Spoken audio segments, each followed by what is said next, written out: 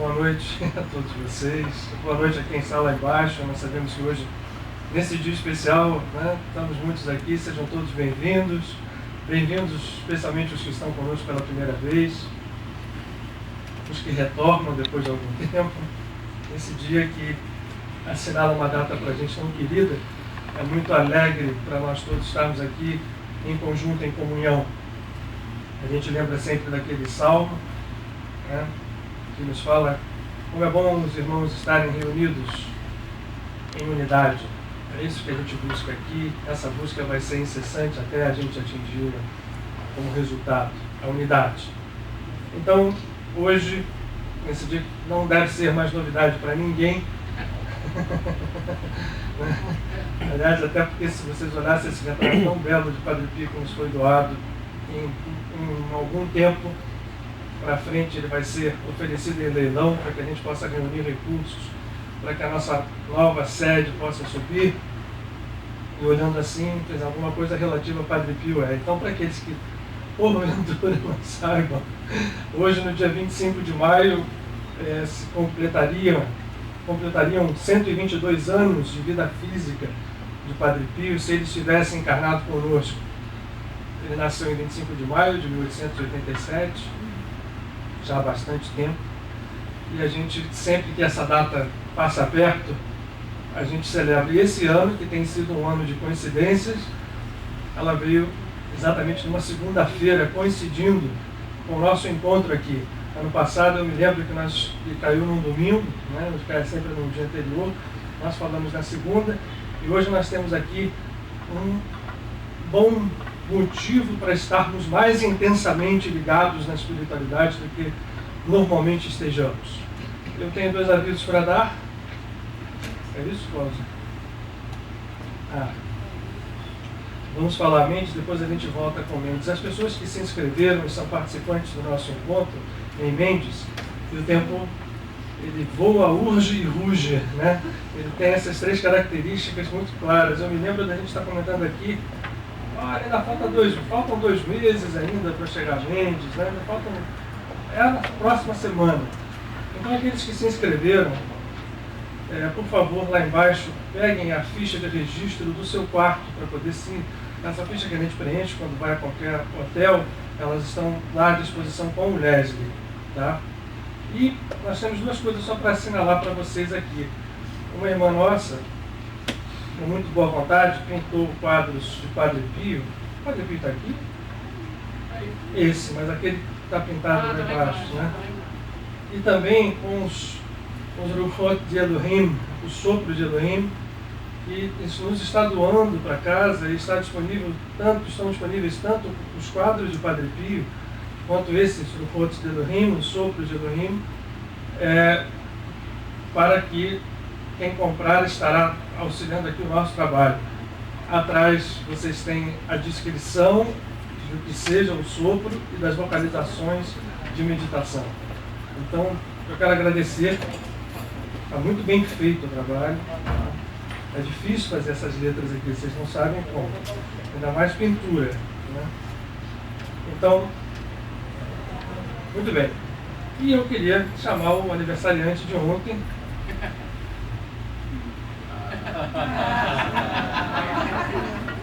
Para ler o texto para a gente. Eu quero mostrar uma coisa para vocês muito interessante. Nós também hoje, um belo dia, olha que coisa também significativa para a nossa casa. Ganhamos hoje uma mariola para quem adivinhar. Vocês já viram que eu gosto de mariola.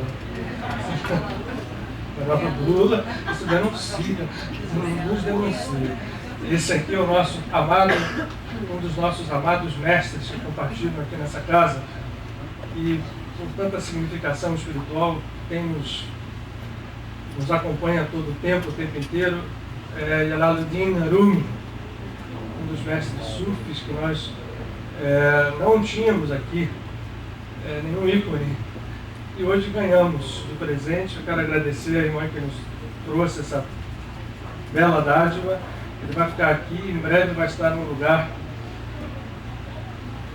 vai ficar aqui hoje ao lado do Padre Pio. E você, Otto? Aniversariante. Você dá sorte, né? Aniversário desse, né? Eu acho que o Padre Pio teve sorte de fazer aniversário perto de você. Tem impressão. Sou mais modesto.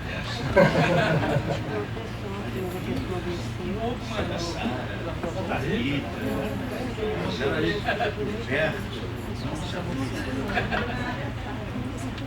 Hoje deve ser uma festa. Todos ali alegres, né? O Padre Pio deve estar ali alegre, satisfeito. Ele sonha, como ele sempre foi alegre. Eu espero que. Verdade, verdade. Espero que ele esteja satisfeito, alegre, né? Então vamos ver o que é que eu posso fazer, o que é que eu posso dizer. Tem aqui umas coisas sobre, hoje é sobre o Padre Pio, não trouxe nada diferente a não ser sobre o Padre Pio.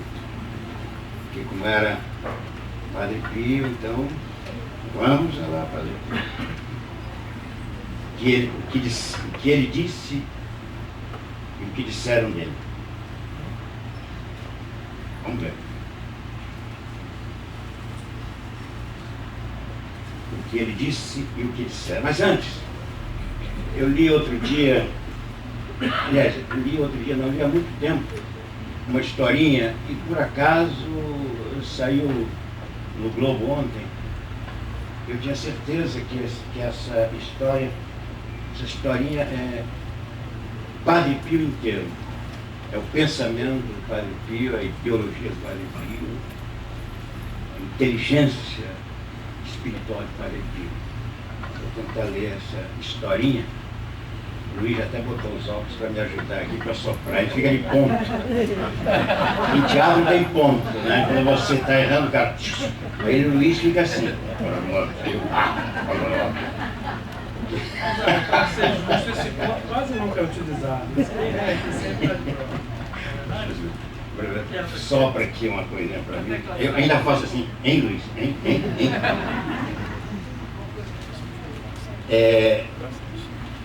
Sabendo como agir, entre a fé e a oração. Há algo mais importante do que a oração? Perguntou um devoto a Padre Pio. Eu vou colocar como Padre Pio.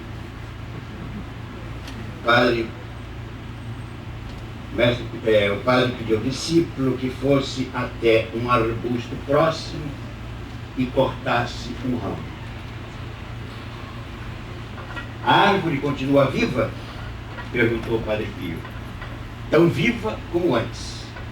Então vá até lá e corte a raiz. Bom, se eu fizer isso, a árvore morrerá. As orações são os ramos de uma árvore cuja raiz se chama fé. Pode existir fé sem oração, mas não pode existir oração sem fé.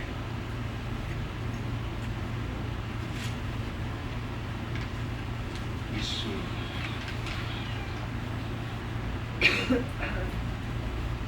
Para começar, Luiz falou amar, amar e amar.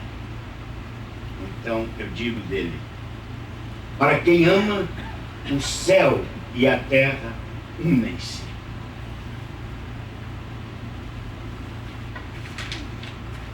Você me corta quando você está na hora. O que disseram acerca dele?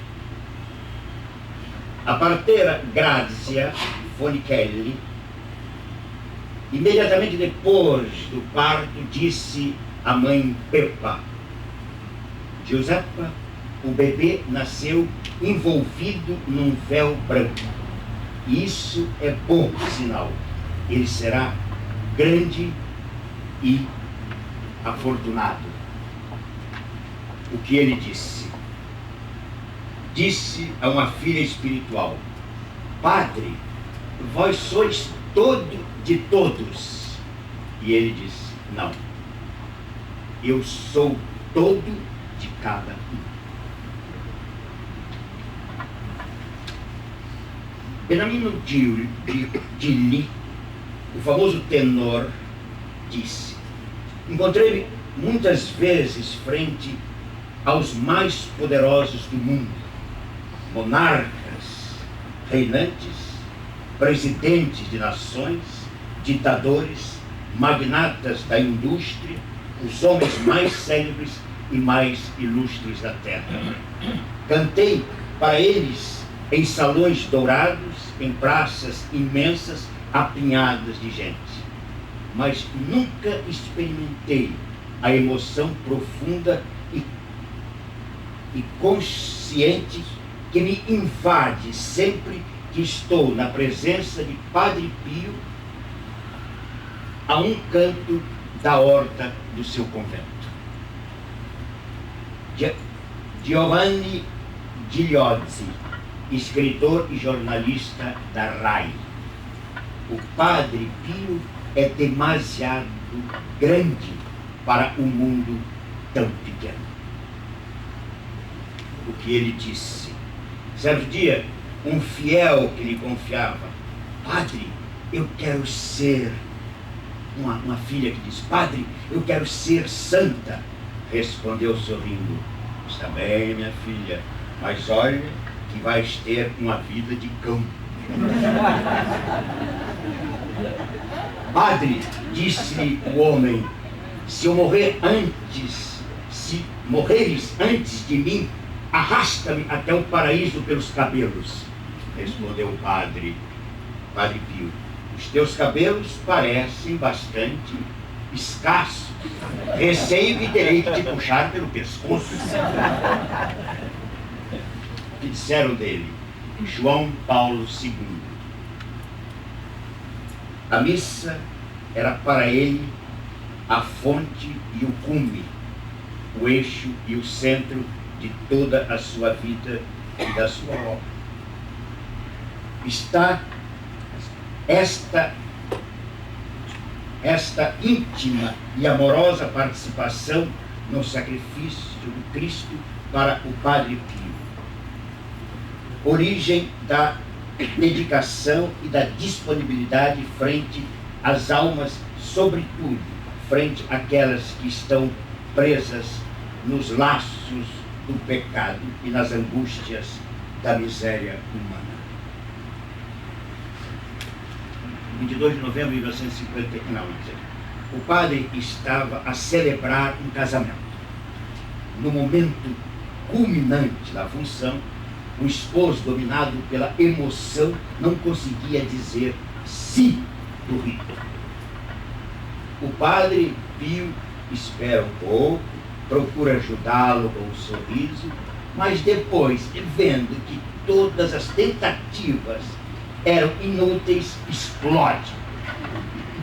Em suma, queres dizer esse sim ou eu tenho que me casar com ela primeiro?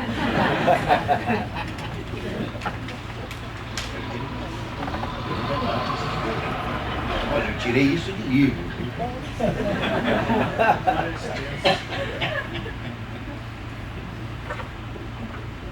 O professor Pietro Baldoni, célebre cirurgião e docente da Universidade de Roma, quando lhe perguntaram: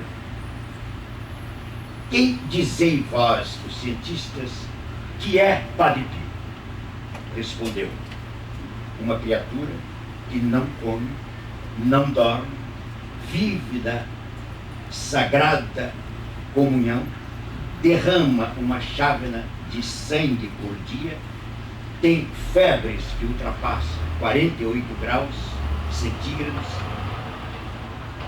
Agora, avalia vós quem será o Padre Pio? Érico Medini, ilustre cientista, homem político. Parece-me que nunca houve na vida e na história da Igreja nenhum santo a quem Cristo tenha pedido tanto sangue como o Padre Pio. Certa senhora queria oferecer uma poltrona ao Padre Pio para que ele se sentisse mais cômodo, mas ele respondeu: eu caço camponês e sempre me sentei em cadeira de madeira. Certa devota pediu-lhe com petulante insistência: Padre, abraça-me. Por um instante ficou sem lhe responder. Depois replicou, exasperado: sim, minha filha, já te abraço e estrangulo-te. Paulo VI, a 20 de fevereiro de 1971. Olhai a fama que ele teve. Quantos visitantes mundiais reuniu à sua volta? Mas por quê? Porventura, porque era um filósofo, porque era um sábio, porque dispunha de determinados meios, porque dizia a missa com humildade, confessava da manhã até a noite, e era, não sei como dizer, um representante marcado pelos estigmas de Nosso Senhor.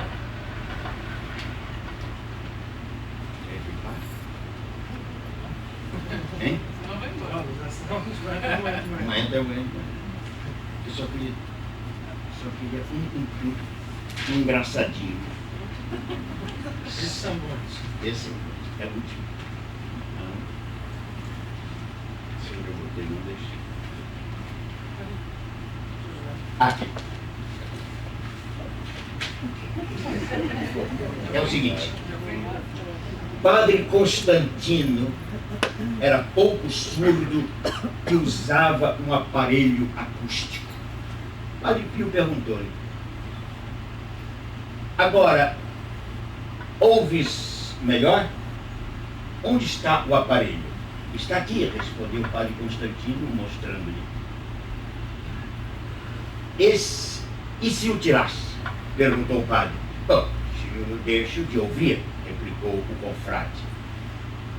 Tira um pouco para nós vermos, pediu o Padre Pio. O Padre Constantino tirou o aparelho e mostrou ao padre. Este, dirigindo-se aos circunstantes, comentou: força, aproveite enquanto é tempo. Digam tudo do Padre Constantino, que ele agora não ouve.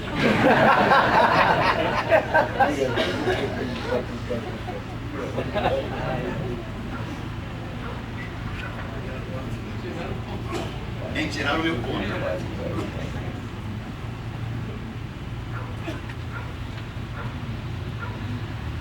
Essa característica de Padre Pio, na verdade, é uma das mais marcantes.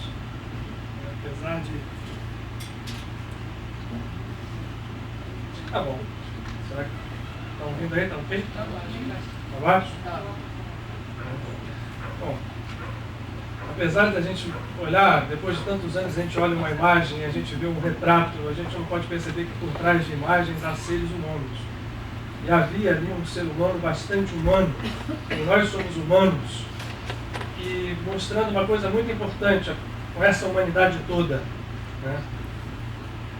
Como humano, todo ser é divino. Porque não há na humanidade verdadeira nada que seja diverso da divindade. Esses anos que a gente está encontrando, esse ano é um ano especial, certamente são 7 anos que a gente... Carro atrapalhando? Suderge informa. O carro Meriva LUX 59. Isso é OZ ou é O2? 07. Então o Meriva LUX 59 07. O 7 tem uma perna, parece um Z, mas enfim, se a pessoa estiver aqui, por favor, ele está atrapalhando alguém a sair. É no estacionamento, né? É. Lá no estacionamento? É? Então, por favor, tá avisado. Obrigado. A gente tem se reunido, esse ano é um ano especial, como eu tenho dito. São 7 anos que a gente está aqui nessa casa. Essa casa se chama Casa de Padre Pio, pois desde há 7 anos. E todos os anos, há 2 datas especiais que a gente lembra um pouquinho mais dele. Essa data de hoje, 25, que é o natalício físico, e em 23 de setembro, que é o dia que ele deixou esse mundo. E eu sempre me recordo da gente quando senta aqui e nos reunimos aqui em dias como esse, a gente fala um pouco da vida. Hoje o Otton falou uma coletânea de eventos históricos da vida de Padre Pio. E no ano passado, especialmente no ano passado, eu me arrisquei a fazer aqui um ensaio de biografia comentada com vocês. Eu não sei quem estava aqui e se lembra disso, né? Contei uma história. E aí, chegando à nossa data, né, nos aproximando desse dia 25, nas minhas meditações, nas minhas buscas de estar em máxima comunhão possível com os nossos amigos, entre eles Padre Pio, ficou muito claro que o pedido dele, ainda que seja tão interessante como foi ótimo que o Otton tenha trazido esses momentos de vida de Padre Pio, assinalando uma passagem de alguém pelo mundo que é tão santo quanto nós somos, porque nenhum de nós esqueça desse potencial de santidade que a gente carrega dentro, ainda que esteja entulhado sobre toneladas de ilusão. Ainda que fosse legal, eu pensei, puxa vida, a gente fala sempre, a gente comenta os dados históricos, ainda bem que o Otton comentou alguma coisa. Porque hoje a nossa ideia, estando nós numa semana tão importante, eu queria assinalar isso, aproveitando que hoje a gente pensa muito em Padre Pio, a gente se aproxima muito de Padre Pio, para a característica de energia, a característica vibratória, a característica de processo que nós estamos vivendo. Nós, daqui a alguns dias, começando na noite, na virada de noite de quinta para sexta-feira, próxima quinta para sexta-feira, ou seja, do dia 28 para o dia 29, nós vamos entrar no ponto máximo, no cume máximo de um portal vibratório que, se todos os anos se abre em um determinado momento, eu acredito piamente que nesse ano ele esteja se abrindo de uma forma especial. Esse portal, ele casa muitas coisas, como estão casando coisas esse ano. Inclusive o aniversário natalício de Padre Pio hoje, dia 25, caindo numa segunda-feira desta semana. Essa semana é uma semana de cume, que nos remete a dois fatos muito importantes. Um assinalado no Antigo Testamento e outro assinalado no Novo Testamento. Os dois fatos históricos são importantíssimos, mas eles assinalam alguma coisa mais importante que a história. Até porque o fato histórico, ele é apenas, a gente tem sempre repetido aqui, a primeira camada de um processo de muitas camadas espirituais, onde os significados profundos, quando a gente vai atingindo, revelam energias profundas que estão à nossa disposição. Os dois fatos são a entrega da Torá ou da lei no alto do Sinai ao povo de Israel através de Moisés. E o segundo fato, o episódio que nós conhecemos como o Pentecostes nas igrejas cristãs, que foi quando os 12 apóstolos e mais Maria, Miriam de Nazaré, reunidos em Jerusalém, em oração, em meditação, estiveram sob um efeito que teve repercussão até no plano físico. Da mesma forma como lá, alguns séculos antes, bastante séculos antes, mais de 1000 anos antes, Moisés e o povo de Israel tinham sido maravilhados com um espetáculo de altíssima grandeza no alto do Monte Sinai. Vão à Bíblia para que vocês leiam e vejam que descrição é aquela.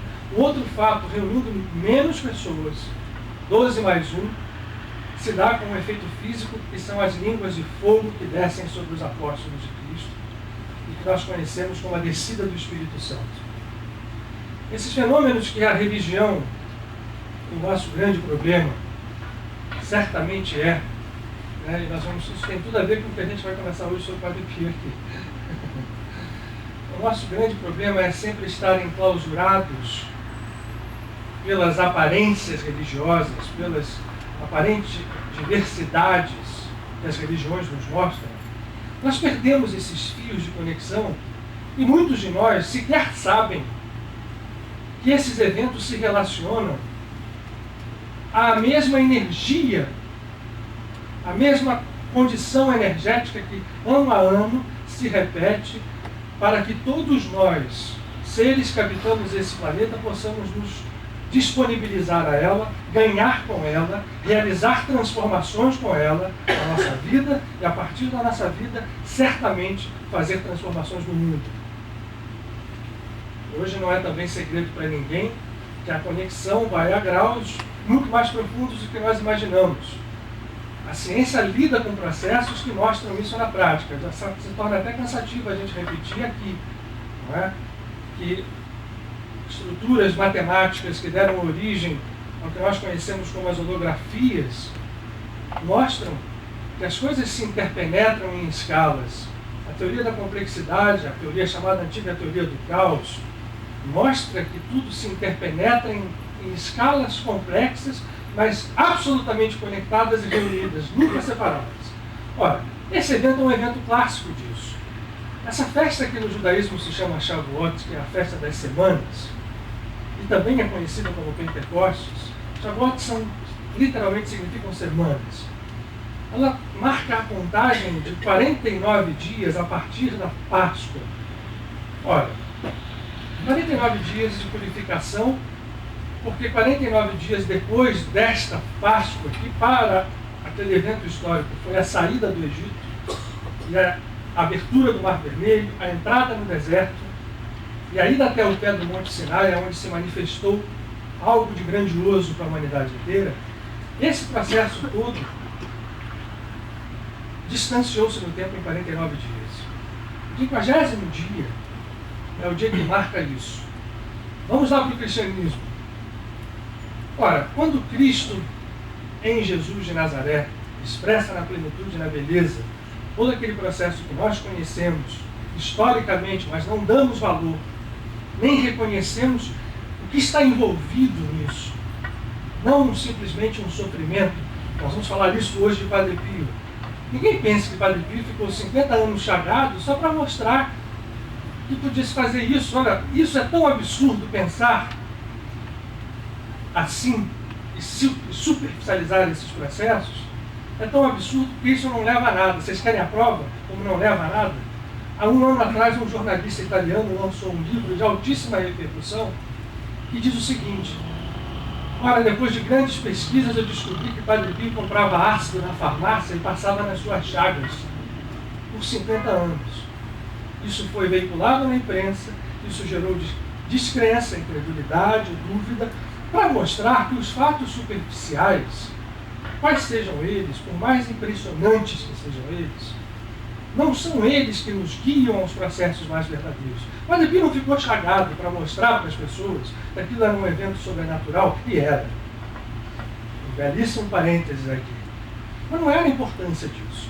Esses fenômenos também, na verdade, quando Cristo mostrou que era possível abrir os braços num evento humilhante, né? Não sendo condenado por povo nenhum, isso é uma bobagem. A condenação somos nós que fazemos repetidamente, é o nosso ego que condena, vestindo as aparências da religião oficial. Não fosse verdade que aqueles que se dizem cristãos condenaram tantas vezes depois tantos outros sob vestes de religiões oficiais. A Inquisição está aí para dizer isso mesmo. Então o processo é muito parecido. O poder aparente de ser religioso, de se entrar em contato com o divino, é muito sedutor. Cristo mostrou o inverso disso. E naquele momento ele fez isso num evento de Páscoa, de Pêssar, que casava com a libertação do Egito, e ficou depois de ressuscitado, porque o evento de ressurreição é um evento verdadeiro, e assinala um modelo e uma proposta corajosa e ousada para cada um de nós. Não é que a gente vai esperar uma ressurreição dos mortos num dia de juízo final, que jamais vai existir. E se iludam aqueles que queiram continuar iludidos com isso. Não há esse tipo de julgamento no universo. O modelo que ele propõe é um modelo de trabalho interno para cada um, de reconhecimento de semelhança, de mudança de processo interior, de vitória na vida por outros caminhos. Quando ele faz isso e aparece ressuscitado, ele fica acompanhando os apóstolos. Os relatos do Evangelho mostram um acompanhamento. Ele aparece junto, ele aparece a um, ele aparece a outro, ele conta o chamado a contagem do Homer, que é uma determinação feita por Moisés ao seu povo. Ele conta quase que junto com os apóstolos, aparecendo todos os dias. E a ressurreição leva depois de um período de 33 dias, que nós comentamos aqui no ano passado, na semana passada, que é um portal chamado de Lag BaOmer. E é nesse dia que ele faz a chamada ascensão. E ele recomenda aos seus apóstolos que continuem contando e continuem em meditação. Eles não estavam reunidos em Jerusalém por acaso. Não estavam sentados numa sala conversando e de repente começou a balançar a parede e línguas de fogo vieram sobre eles e eles saíram dali falando línguas. As pessoas confundem o pentecostalismo ou a atitude pentecostal com essa exuberância de fenômeno. E, infelizmente, muitas pessoas acreditam que é só isso e vão por essa veia superficial. Eles estavam ali, instruídos por um mestre, que quando deixou a sua forma física, instruiu-os a ficar assim. E naquele dia determinado, que se cumpria o Shavuot, ou o Pentecostes, os seus apóstolos estavam reunidos, em oração e em profunda meditação. E naquele instante se deu um fenômeno que nós todos conhecemos e que foi tão bem representado na pictografia cristã. A Marilena nos presenteou na internet uma das que eu mais gosto, que é uma pintura do El Greco, em que o Pentecostes é demonstrado com muita clareza, mas tantos outros assim fizeram. Então, esse fenômeno do Pentecostes é algo muito mais profundo.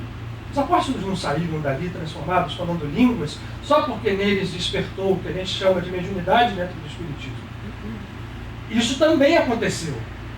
Até porque, também a gente busca aqui na casa lembrar que o que nós chamamos de mediunidade, essa abertura de contato com o mundo invisível, ela pode acontecer de várias formas. E se a gente não sabe como fazer o movimento, a ordem do processo, a gente pode se confundir. A mediunidade pode, certamente, se os canais são abertos, sem que haja um preparo interior da criatura para receber a abertura desse canal, o processo pode ter confusão. Naquele caso ali, os seus apóstolos, que tinham passado um período muito duro com ele, quem lê os evangelhos vê como os apóstolos refutavam ao Cristo o tempo inteiro, brigavam por poder. Mas se a gente lê os evangelhos com olhos de percepção, dá às vezes até para rir, porque era uma comunidade que se batia uns com os outros, né? Há um momento final que João disputa com Tiago, seu irmão, qual dos dois ia ficar do lado dele no paraíso. Essa disputa é trazida para dentro da letra como um ensinamento profundo, mas isso culmina depois com o fenômeno do Espírito Santo.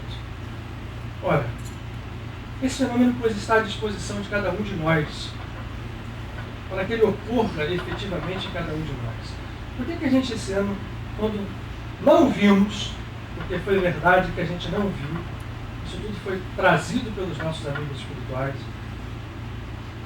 eu já fiz essa confissão a vocês, eu imaginava que nós nos reuníssemos esse final de semana que passou, porque na minha cabeça eu queria pensar em Rita de Cássia, que também é uma das que nos auxilia tremendamente aqui na casa.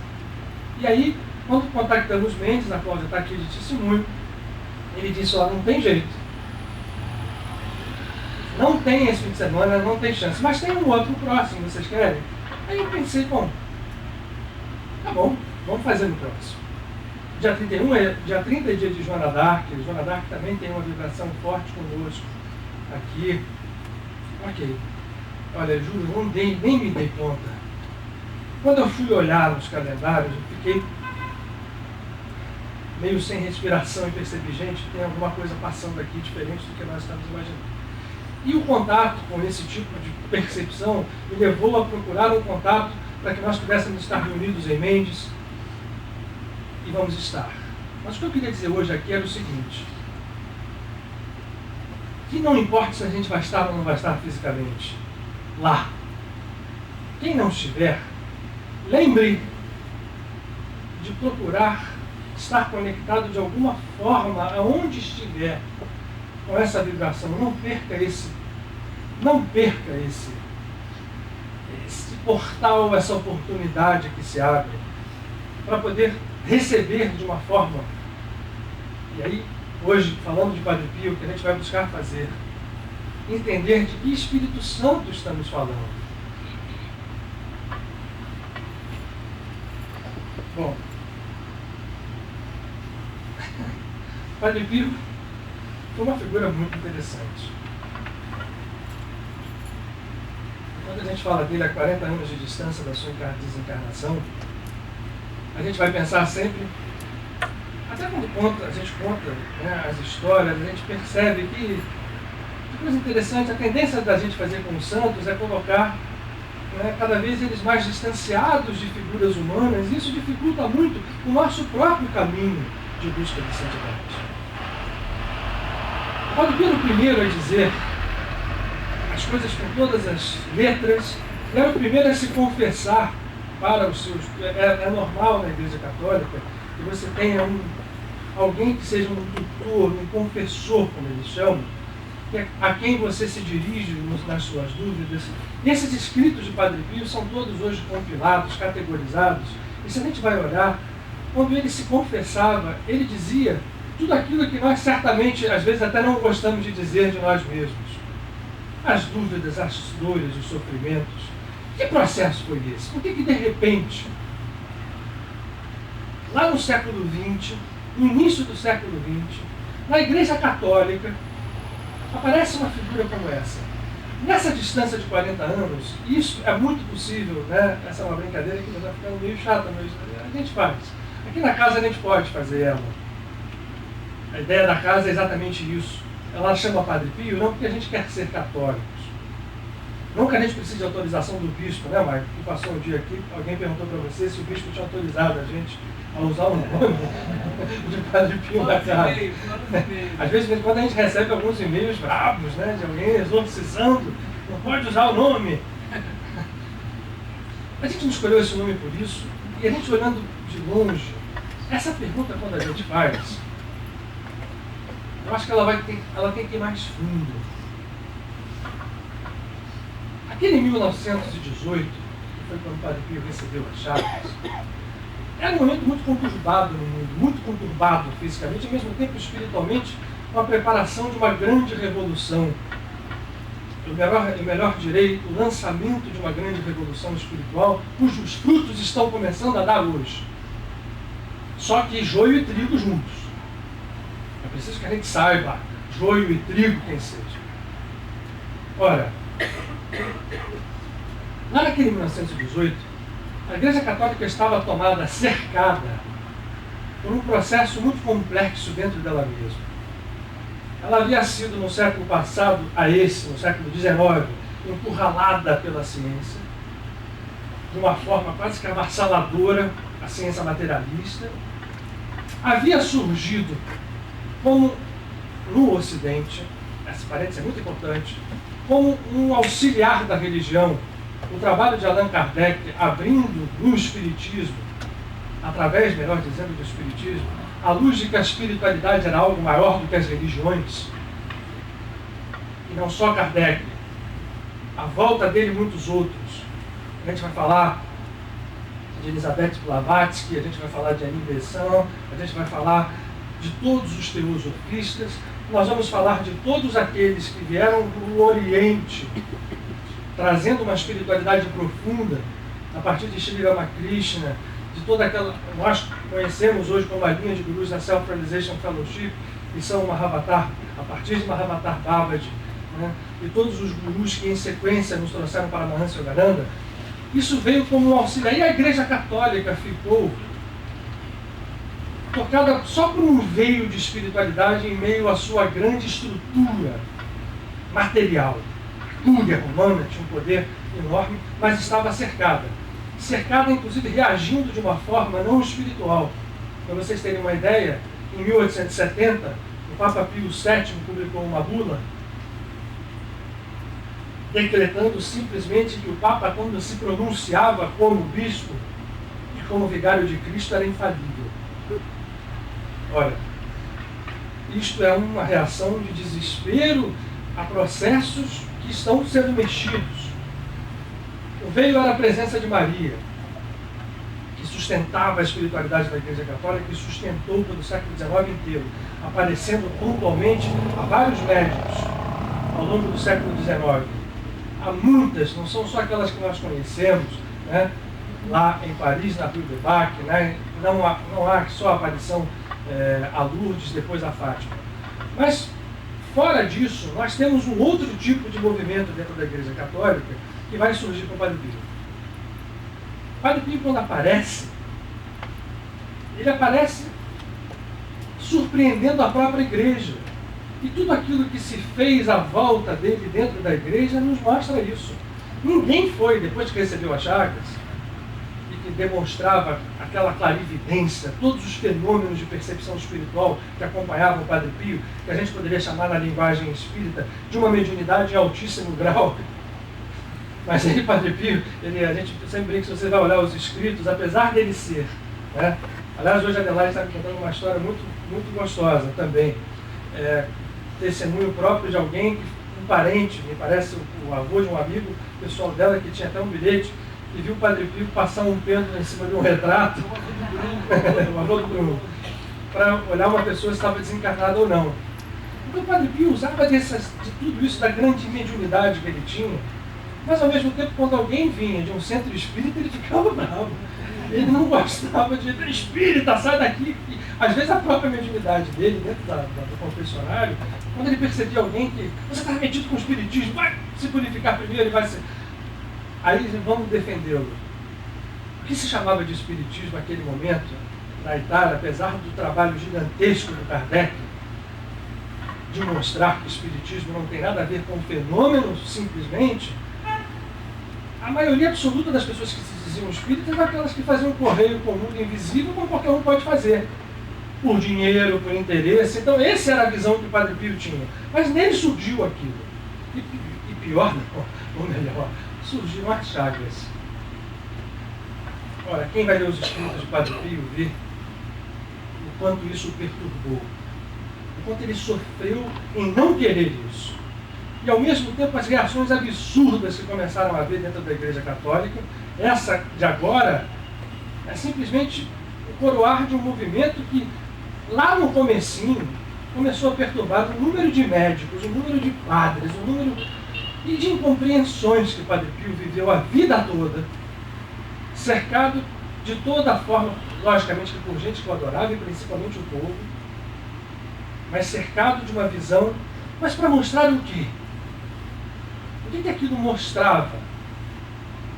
Dentro da Igreja Católica, hoje na casa, a gente pode, com o nosso olhar, e por isso a casa tem o nome de Padre Pio, não só por uma afinidade pessoal nossa com essa entidade, mas para mostrar que passou no século XX um ser na face do mundo, que veio mudando por completo o processo de espiritualidade, num lugar onde a espiritualidade quase não conseguia graçar, que era o ambiente católico naquela época, o trabalho de Hércules desse ser, e que depois disso transcende em muito mais.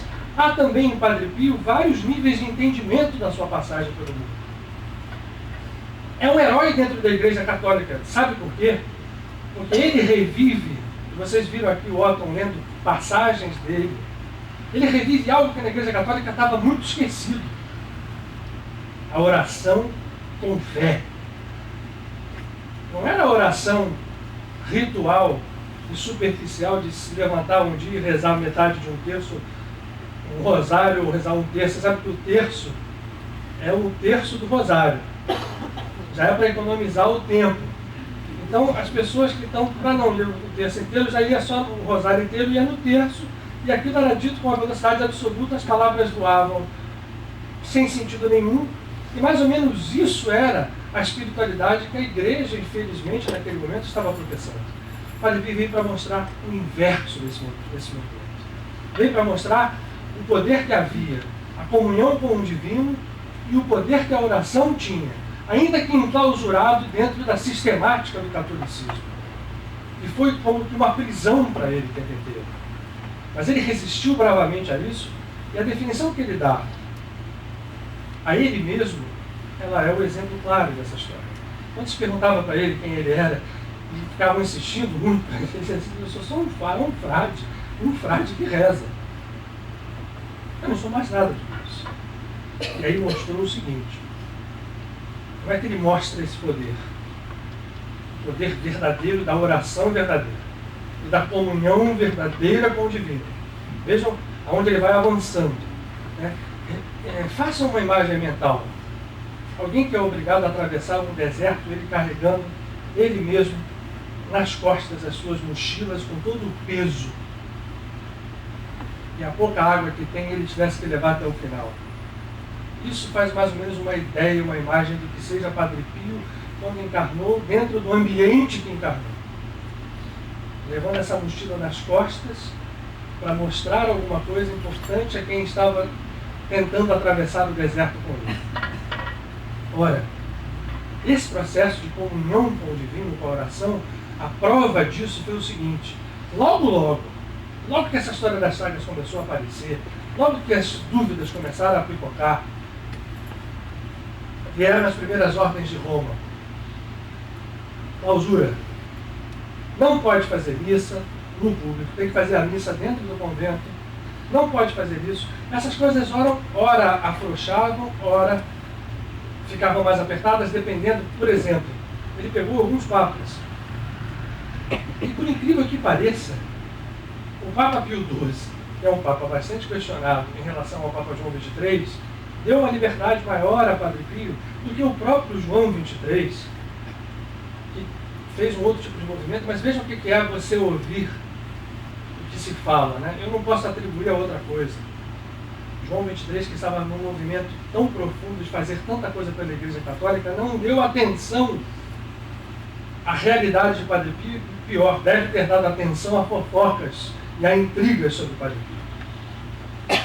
E aí o que João XXIII fez? Enclausura Padre Pio. Na verdade, ele enclausura Padre Pio pelo período inteiro do seu papado, praticamente, e é Paulo VI, que depois que entra, alguns 2 ou 3 anos depois, que o libera, já pertinho da sua desencarnação. Mas enquanto ele estava preso, Padre Pio se desdobrava, se deslocava, as pessoas mandavam cartas do mundo inteiro, ele rezava e fazia milagres à distância, mais ou menos como Rita de Cássia. Não precisava de presença física de Padre Pio. É claro que nos períodos em que ele podia fazer, ele fazia, e o seu instrumento era a cabine de confissão. A gente até brinca aqui, a gente está olhando essa linguagem espiritual, barra espírita que nós temos, que a cabine de confissão do Padre Pio era a cabine ectoplasmática, onde ele fazia ali as suas atuações. Ele sabia perfeitamente na sua clarividência, as pessoas estavam chegando, as entidades que estavam acompanhando. Ele descreve longamente os embates dele com as entidades desequilibradas em benefício das pessoas. Quando ele podia, ele falava. E no falar, ele curava. Quando ele não podia, ele rezava. E no rezar, ele curava mais ainda. A ponto dele próprio se surpreender. Ainda que fosse alguém que tivesse longos momentos de comunhão com a divindade, como ele fazia, com os seus santos protetores, com Jesus, com Maria. Padre Pio se surpreendia, eu já contei essa história também aqui, né, que há um momento em que as cartas chegam do mundo todo e ele já não pode mais responder pessoalmente às cartas. Isso começou a agoniar muito, porque numa visão linear de mundo, como nós ainda a temos, a gente imagina que para a gente fazer coisas é preciso que eu responda linearmente. Então, se a pessoa não fala comigo, não funciona fisicamente. Hoje a gente já sabe que não é assim, né? As comunicações hoje, como são, mostram que não precisa mais do físico. Se eu não estou em contato de alguma forma direto, ou seja, não é mais físico, mas é uma carta. Então, se eu pego e não respondo aquela carta e não rezo para o nome daquela pessoa, não vai funcionar. Quando começou a chegar um número de cartas impossível de ser respondido fisicamente por ele, ele começou a juntar à volta dele vários companheiros que respondiam e diziam no primeiro momento para ele: Padre Pio, no final do dia era assim, ele ficava numa mesa e ele começava a responder as dele, que ele pegava, ele tinha mania de assim, ele pegava ao acaso, entre aspas, né? Essa aqui deixa comigo, ou aquelas não deixam. Os outros que respondiam, eles diziam: Padre Pio, olha só, esse fulano foi assim, eu respondia assim, assim, assado. Aí ele se conectava e levava o dia, ele não tinha só escrito. Quando começou a ficar demais, já não dava nem para as pessoas dizerem quem era que tinha escrito e quem não tinha. Ele começou a se agoniar e um belo dia escreveu para o seu confessor: duas coisas me agoniam demais. Uma, essa impossibilidade que eu tenho de saber quem está pedindo. A outra é um fato que eu quero realmente lhe confessar, porque está acontecendo comigo. Eu tenho passado muito mal, eu tenho sofrido, ele tinha uma asma muito forte. Eu não consigo dormir muitas vezes à noite, eu vou eu me retiro para pedir pela pessoa. Aí eu começo a me conectar, eu começo a rezar, eu começo a pedir para o anjo de guarda dela. Sempre foi assim, ele dizia. Na hora que eu estava fazendo isso, eu vejo o anjo da guarda da pessoa chegar. E eu peço a ele, eu peço ao Senhor, eu peço a nossa mãe. E aqui eu sinto que tem alguma coisa que vai funcionar, o anjo vai ouvir a resposta. Mas agora está acontecendo uma coisa. Eu começo a me concentrar, eu fecho os olhos, e não dá nem tempo de eu ver o anjo da guarda chegar, quando eu vejo eu já fui. E ele se confessa com uma dor muito profunda, eu não estou conseguindo fazer mais. Aí tem uma segunda carta que vem depois, que diz assim: eu queria que o Senhor me explicasse um fato.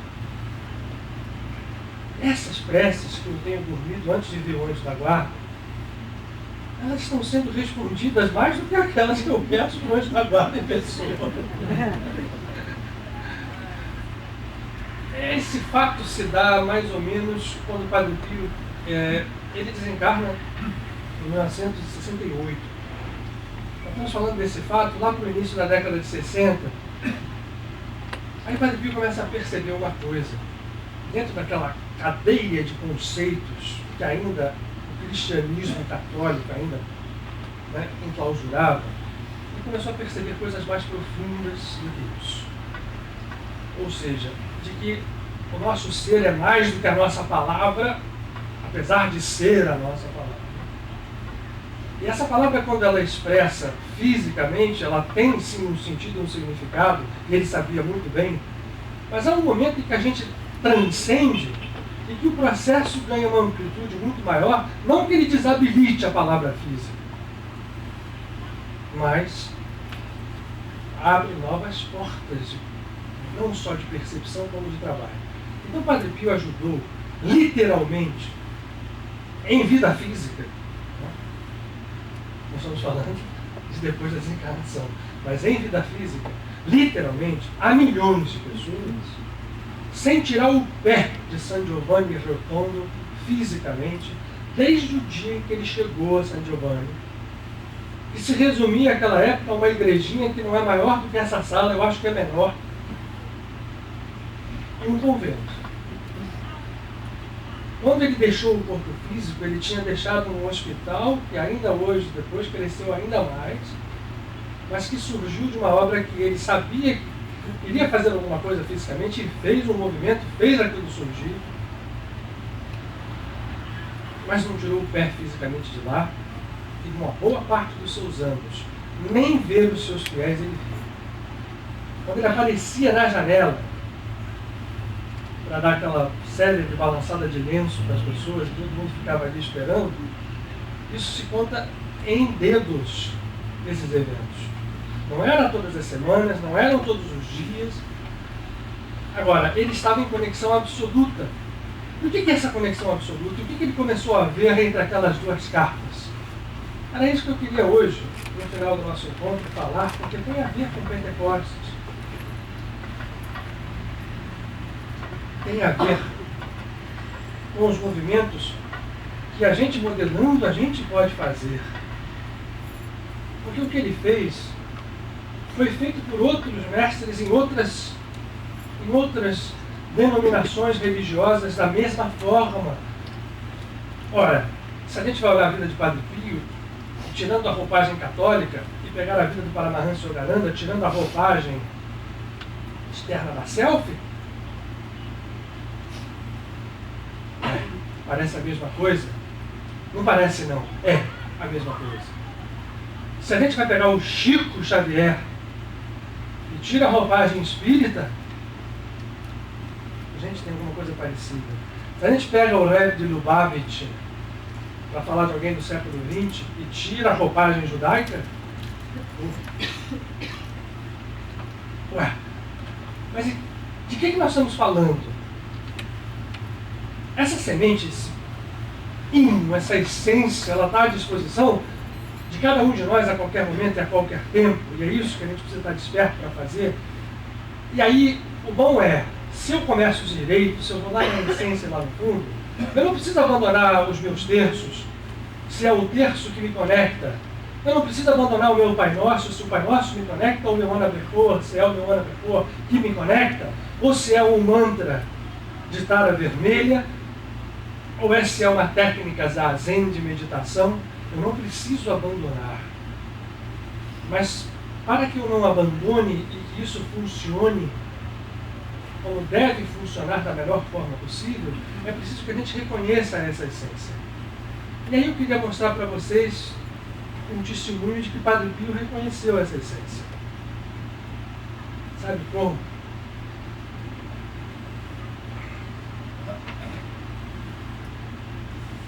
Você lembra desse livro?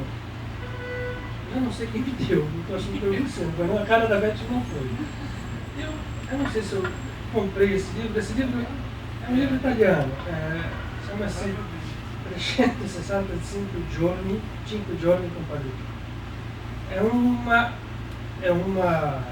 Foi você que me deu. Olha ali. Olha que coisa engraçada, Antônio. Foi bom você ter falado isso. Antônio é um grande amigo nosso, hoje aqui pela primeira vez na casa. E a gente, você jura que eu não ensaiei essa história, diretor, você lembra? Eu não seria ator a esse ponto, Otton, né? As brincadeiras à parte, o Antônio achou esse engano uma vez e comprou esse livro de mim. Eu volta e meia folheio, porque ele tem um pedaço de escritos de Padre Pio para cada dia do ano. Muitos deles são bem católicos, com toda a sua força, todas as coisas, sofrimento. E aí hoje, de madrugada, eu acordei com a ideia de passar depois de manhã e pegar esse livro. Eu não fiz isso até amanhã, até o período da manhã. E quando peguei o livro de manhã, levei ele comigo e fiquei tentando me conectar com o Padre Pio, porque, como eu disse, a gente contar a história aqui da vida de Padre Pio, tem livros à beça que falam muito melhor do que eu falaria sobre os dados, sobre as histórias. Eu recomendo, a gente tem até aqui na casa, esse que conta a essência do trabalho de Padre Pio.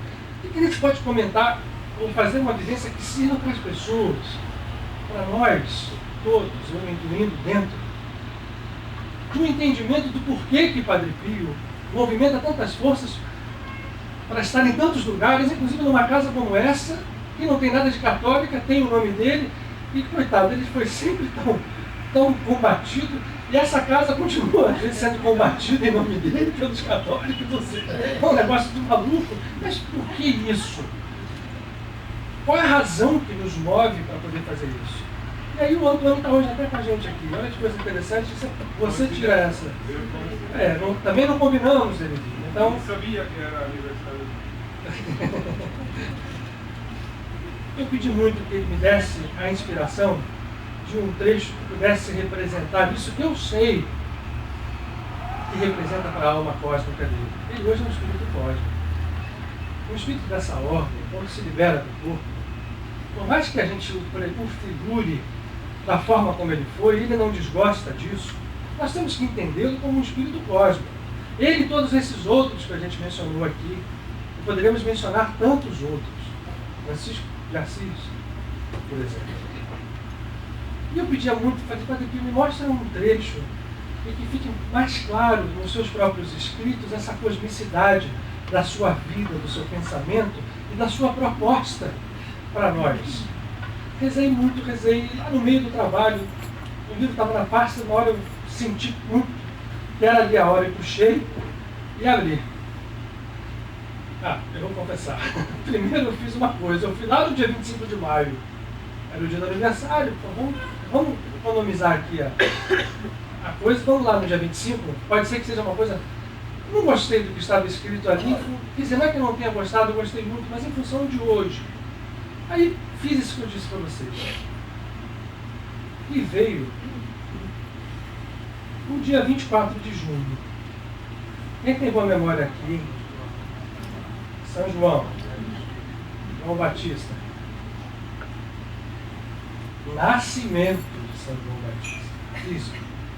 Mas tem uma outra coisa também. Alguém lembra lá na Gávea, quando a gente assinou o primeiro conjunto de princípios da Casa de Padre Pio, dando o nome, né, Tarcísio, da Casa de Padre Pio? Você sabe a data que está escrita lá embaixo? 24 de junho, né? A Deise lembra. Bom, dia de São João Batista. Aí, corri lá para baixo, e Padre Pio escreve isso a uma Sorelle Campanile, que deve ser uma freira. Sorelle se denomina, ele chamava de filhos espirituais das pessoas, no dia 25 de maio de 1918. 25 de maio é da consonância dele, né? Eu não tinha. 1918 foi o ano em que ele foi chagado. Mas não foi em maio, ele foi ser chagado em setembro, um pouco tempo depois. Vejam o que ele está escrevendo aqui. Está em italiano, então eu vou traduzindo para vocês aos poucos. Não vou me... Até pensei em ler em italiano, mas podia parecer pequeno. Vou homenageá-lo pela sua língua. O Padre Pio falava um italiano napolitano, daqueles bem danados mesmo. Ele gostava do dialeto dele ali da coisa, o italiano mesmo ele pouco usava. Então diz assim, vejam o que está escrito aqui, isso é importante, para a gente entender a profundidade desse espírito fora. Acho que esse é o presente que ele nos deu hoje. Mostrar isso aqui e a gente meditar sobre o que está escrito aqui.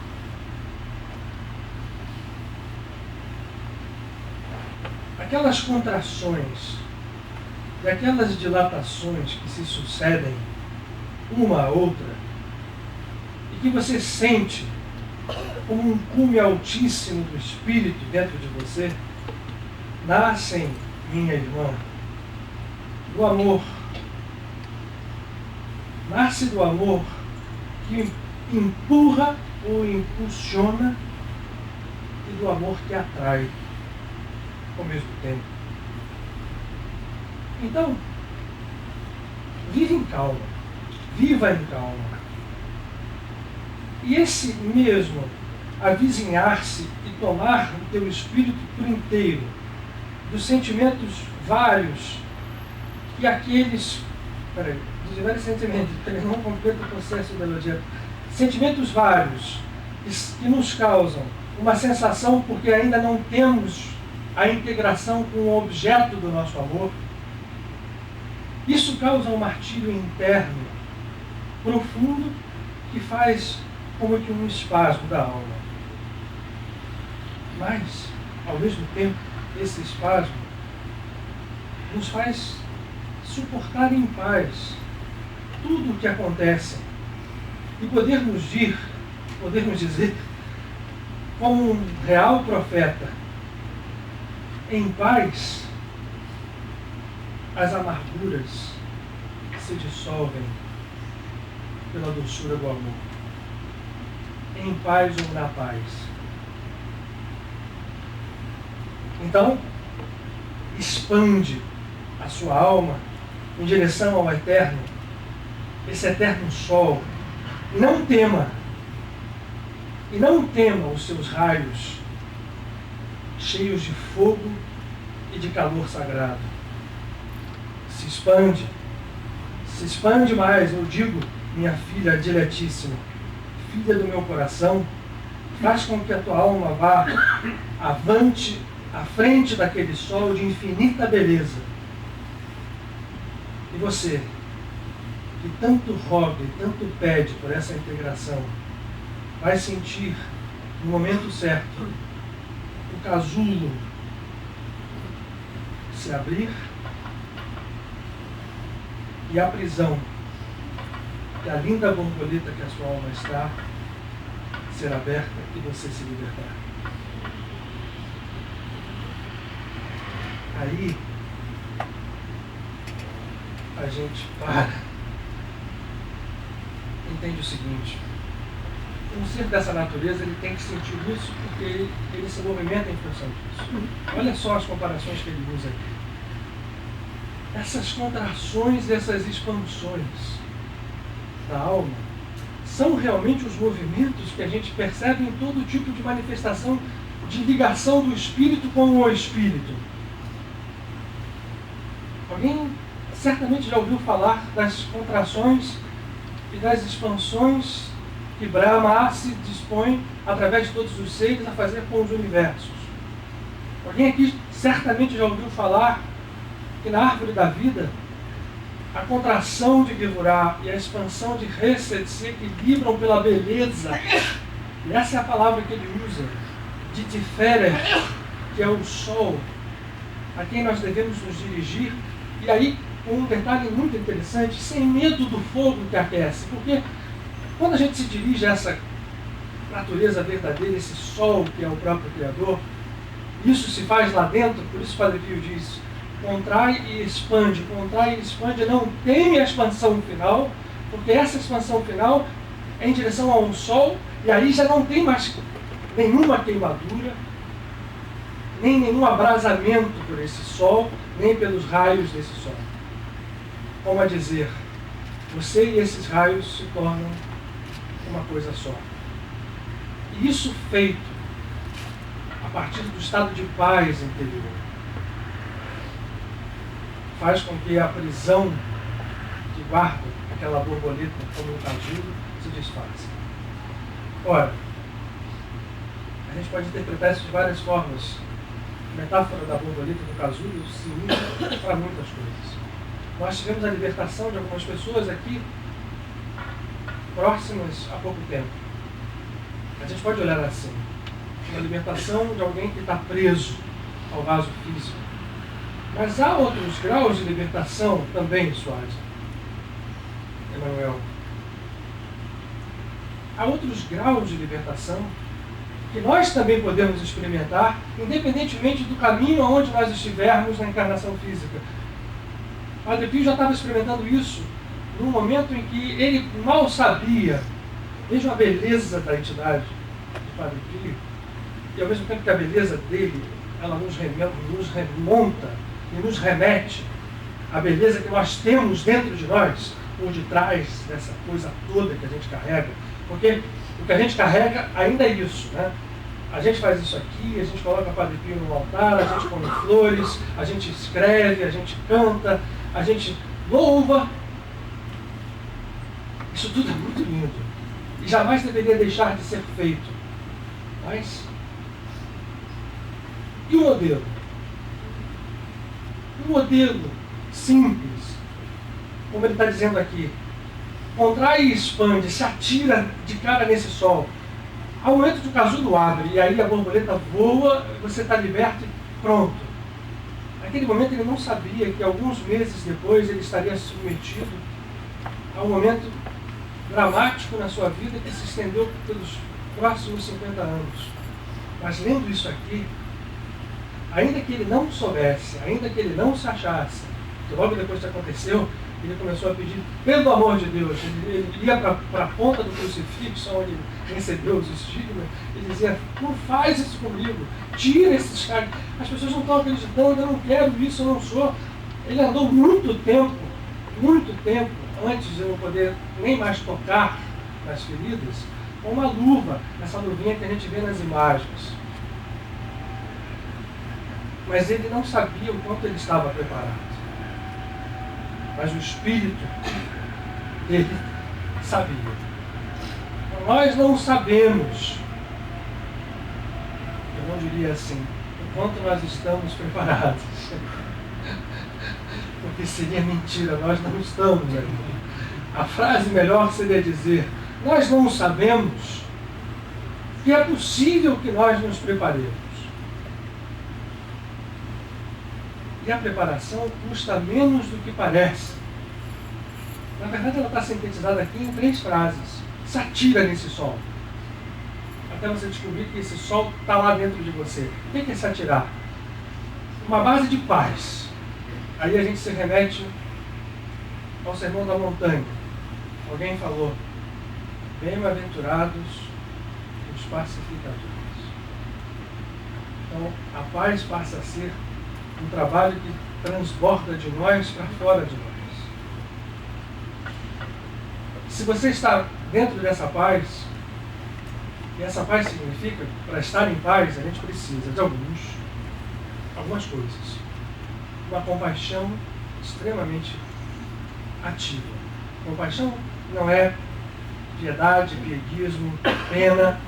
Compaixão é, a palavra já fala, paixão vem do grego pathos. Eu também falei isso aqui, eu continuo, estou ficando repetitivo do primeiro. Pathos significa caminho. Compaixão é compartilhar o caminho do outro. Isso significa o quê? Não é você sair fazendo a mesma coisa que o outro faz, nem andar fisicamente do lado do outro.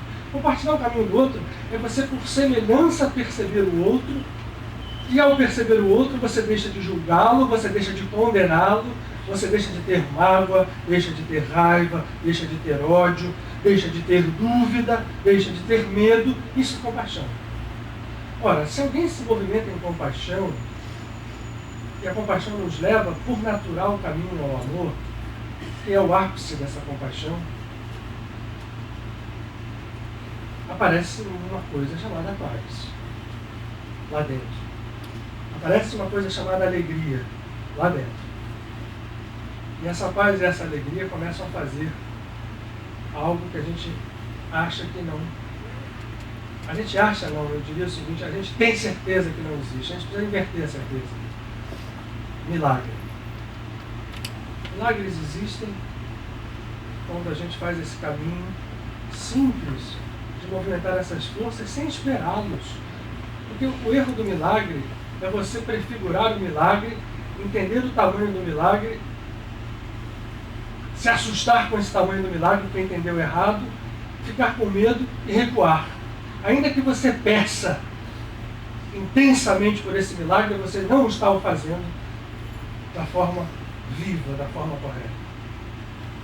Quando o mestre disse que quem tivesse certeza, ele usou a palavra hebraica emuná no seu evangelho, e disse a esse monte, sai e vai para lá, ele não disse assim, para ter certeza você precisa avaliar o tamanho do monte, olhar, saber se precisa bater uma pedra.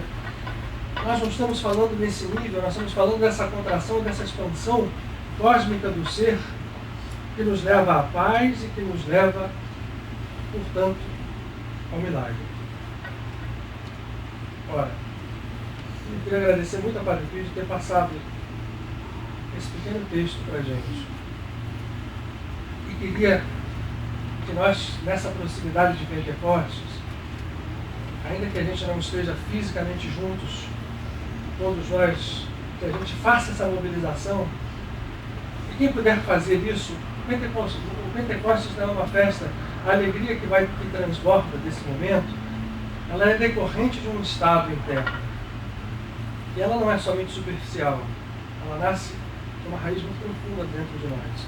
Então, esse momento de ter casado e calhado no aniversário de Padre Pio, essa mensagem que eu confesso a vocês me surpreendeu profundamente, que mostra o carinho de Padre Pio para nós, para conosco.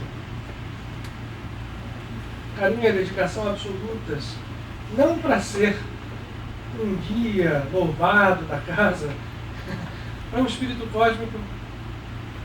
Ele sabe que lá dentro dele, ele e nós somos iguais. Então não importa. Claro que ele fica sensibilizado com o nosso carinho, com o nosso amor, com a nossa homenagem. Mas ele quer mais coisas do que isso, em nosso próprio benefício. Então eu queria agradecer muito a Padre Pio, dessas palavras terem chegado a nós hoje, que nós pudéssemos beber nessa fonte. Fala, Rogério. É uma pergunta muito simples, Luiz. Eu acho que é a curiosidade de um monte de gente. Fala, eu estou te ouvindo. Eu queria saber como é que o Padre Pio chegou na sua vida. Na minha vida? É.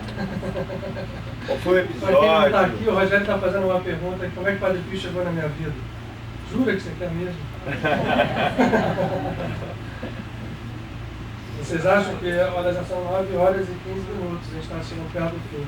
Não, não demora muito não, nem tem grandes mistérios. É um terço da história. Uma bolinha. Olha, Rogério, assim, os livros são marcantes nessa história. Em 93 eu estava já há bastante tempo no Frei Luís, e tinha Frei Luís,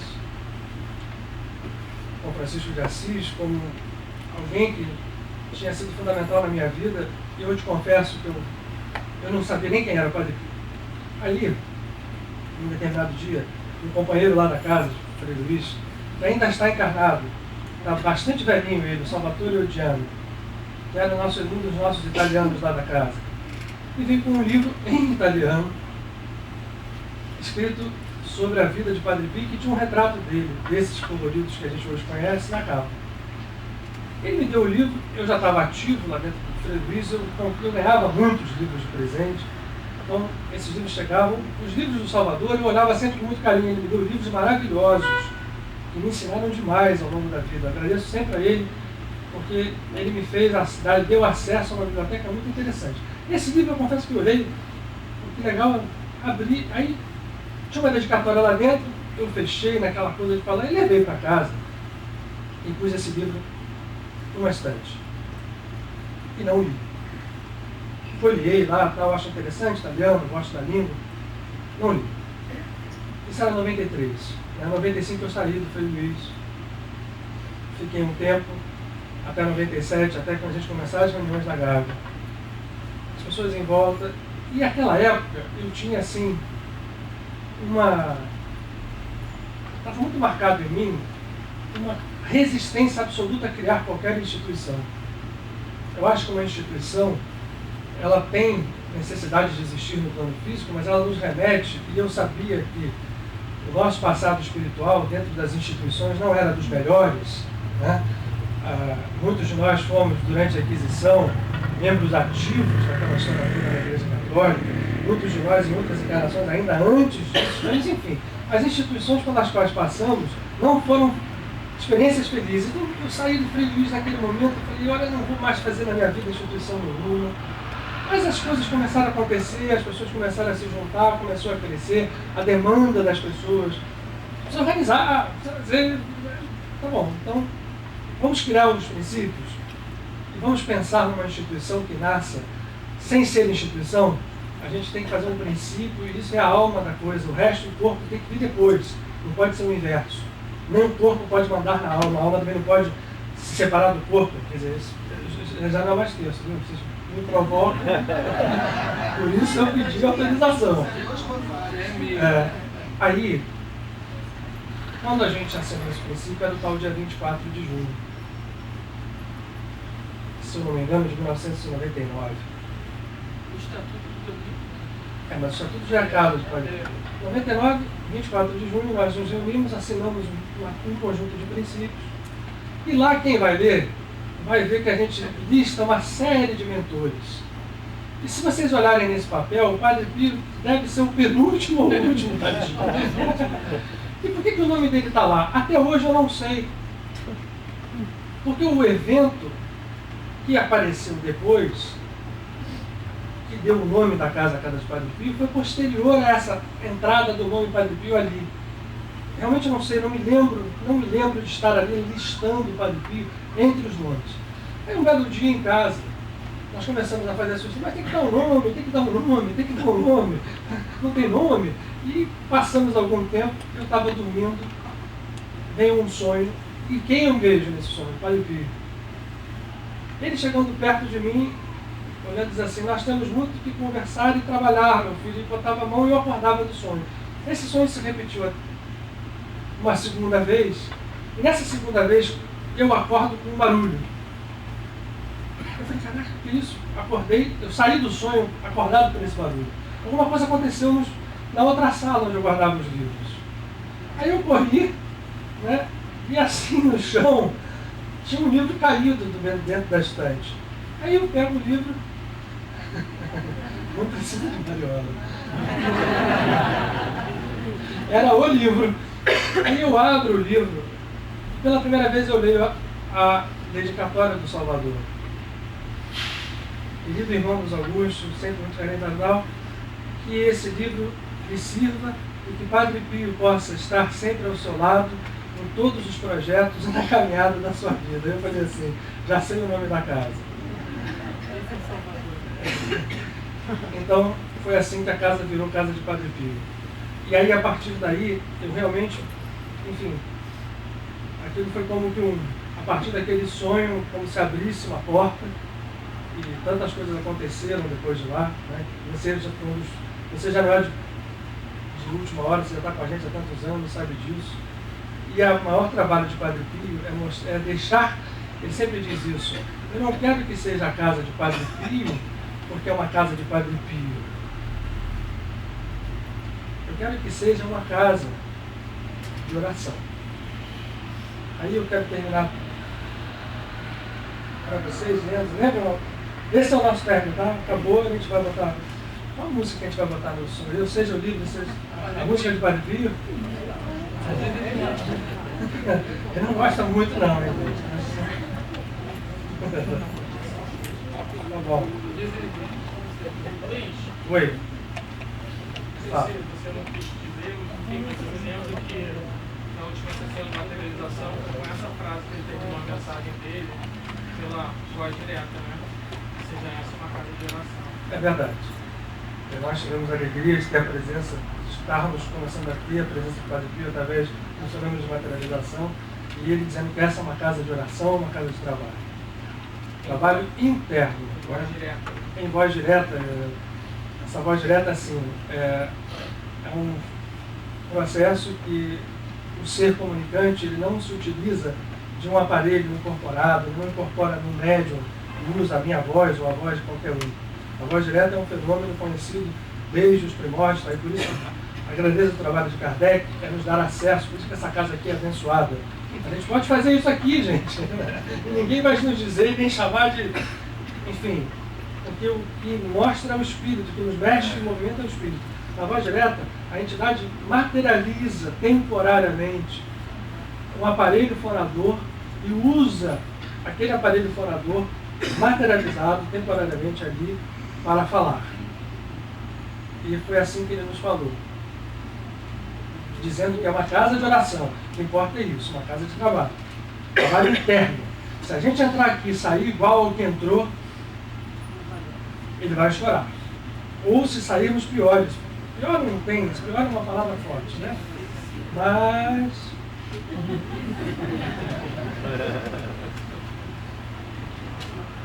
A Beth está me mostrando aqui se os meus óculos conseguirem.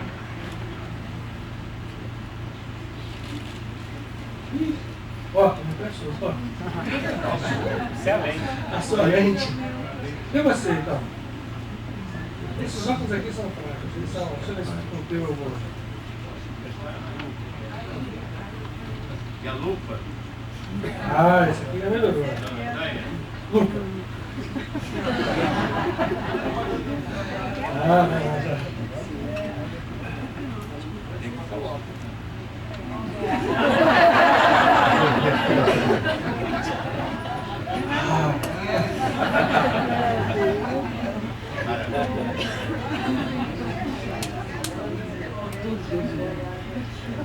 Ora e espera.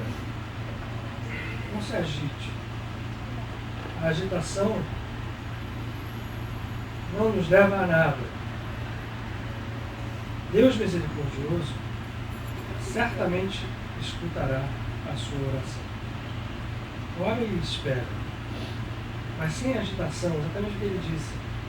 Essa agitação interna, ela não leva a nada, nem dá nascimento a nada. Deus misericordioso certamente escutará a sua prece. Eu não vou ler, eu disse que a nossa oração seria essa, mas a casa tem um salmo do ano, para aqueles que não sabem. Você aqui eu não preciso ler, o Salmo 132, que é um cântico de ascensão, e que eu não vou ler o inteiro, já que a nossa oração vai ser a música de Padre Pio, eu vou ler um trecho. O que é o Salmo da Casa, que foi passado pelo próprio Padre Pio no início do ano? Porque ele tem um significado simbólico muito grande, mais do que simbólico, ele tem um significado profundo para cada um de nós. Ele diz assim: surge, ó e Rabacá, e vem morar em teu lugar de descanso. Levanta-te, tu e a tua harpa, tu e o teu poder. Que teus sacerdotes vistam retidão, que teus devotos cantem em júbilo.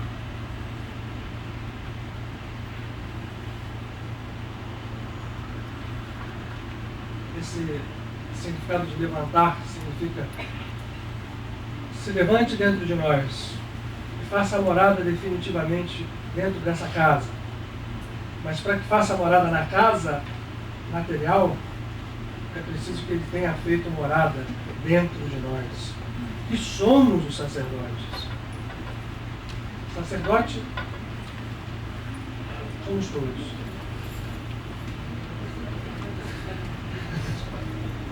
A música vem, o Padre Pio está meio que mexendo o dedinho aqui, então não vejo.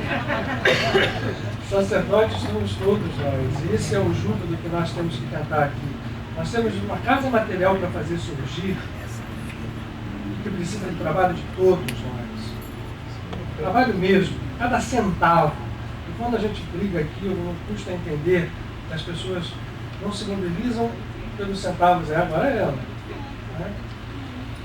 É porque não sabem o que vale um centavo quando o coração está nele. Mas para que a casa surja, é preciso que ela tenha surgido primeiro aqui. Então vamos apagar as luzes. Eu pedi ao Marcelo para... E quem não sabe cantar essa música aí, do Padre Pio, é a décima, né? Vamos apagar as luzes. Vamos fazer dessa música a nossa oração final.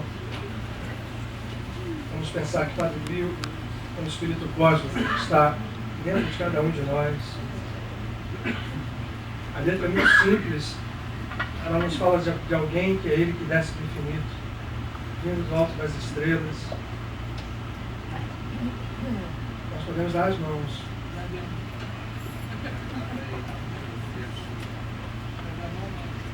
Que seja... Podemos botar numa altura razoável. Quem souber. Enquanto a música não chega, vamos pensando que o Padre Pio não gosta de muitas homenagens, mas ele vai aceitar contra gosto porque nós amamos muito a ele. Ele quer alegria e compromisso. Olha, estou dizendo a você.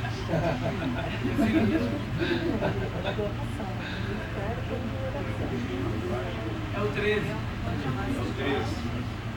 Faixa 13. 13, Marcelo.